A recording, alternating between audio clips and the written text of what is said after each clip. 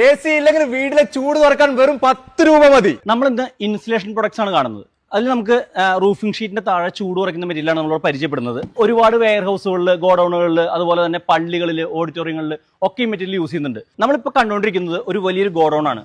ഈ ഗോഡൌണിന്റെ മുകളിൽ നമ്മൾ ഫ്രെയിം വർക്ക് കഴിഞ്ഞിട്ട് നമ്മുടെ മെറ്റീരിയലിന് എത്രയാണോ ലെങ്ത് വേണ്ടത് ആ ലെങ്ത് കട്ട് ചെയ്തെടുക്കുന്നു. ആ കട്ട് ചെയ്തെടുത്തിട്ട് ആ സാധനം നമ്മുടെ മുകളിൽ വെച്ച് റോള് നിവർത്തി നമ്മുടെ പർലിങ്ങിന്റെ മുകളിൽ 4 മൂല വരെ സ്ക്രൂ കൊടുത്ത് അതിനാവശ്യമായ ഗം എല്ലാം കൊടുക്കുന്നു.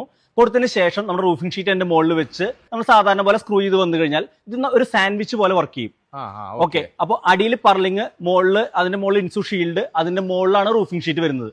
അപ്പൊ അതിന്റെ അഡ്വാൻറ്റേജ് എന്താണെന്ന് വെച്ച് കഴിഞ്ഞാൽ മഴയുടെ ശബ്ദം കുറയും, ചൂട് നന്നായിട്ട് കുറയും. പിന്നെ മഞ്ഞുകാലത്ത് നമുക്ക് ഈർപ്പം കൊണ്ട് താഴേക്ക് നമുക്കൊരു മഞ്ഞുതുള്ളി പോലെ വീഴുന്നത് കാണാം. അത് കണ്ടൻസേഷൻ വഴിയാണ് വീഴുന്നത്.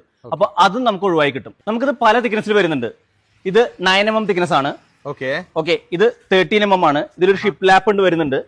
ഇത് 19 mm തിക്നെസ് ആണ്. നമുക്ക് തിക്നെസ് കൂടുന്തോറും നമുക്ക് ഇതിന്റെ R value, thermal resistance value കൂടി വരും. ഇതൊരു ഫുഡ് സപ്ലൈ ചെയ്യുന്ന ഒരു ബാഗാണ്. ഈ ബാഗിന്റെ ഉള്ളിൽ നമ്മൾ ഈ മെറ്റീരിയൽ അപ്ലൈ ചെയ്തിട്ടുണ്ട്. നമ്മൾ കൊണ്ടുപോകുന്ന മെറ്റീരിയൽ ചൂടോട് കൂടി വേണം നമുക്ക് കസ്റ്റമർക്ക് സെർവ് ചെയ്യാനായിട്ട്. അതിന് വേണ്ടി ഇതിന്റെ ഈ ബാഗിന്റെ ഉള്ളിൽ നമ്മൾ ഇത് ഉപയോഗിച്ചിട്ടുണ്ട്. അതുപോലെ തന്നെ മിൽക്ക് കൊണ്ടുപോകുന്ന വാനിന്റെ ഉള്ളിൽ നമുക്ക് ഇൻസുലേറ്റ് ചെയ്യാം. അതുപോലെ തന്നെ നമുക്ക് ഫ്രഷ് ഫിഷ് കൊണ്ടുപോകുന്ന നമുക്ക് കണ്ടെയ്നേഴ്സ് ഉണ്ട്, അവർ ഈ മെറ്റീരിയൽ യൂസ് ചെയ്യുന്നുണ്ട്. ഇതുപോലെ പല ആപ്ലിക്കേഷനിൽ യൂസ് ചെയ്യാം.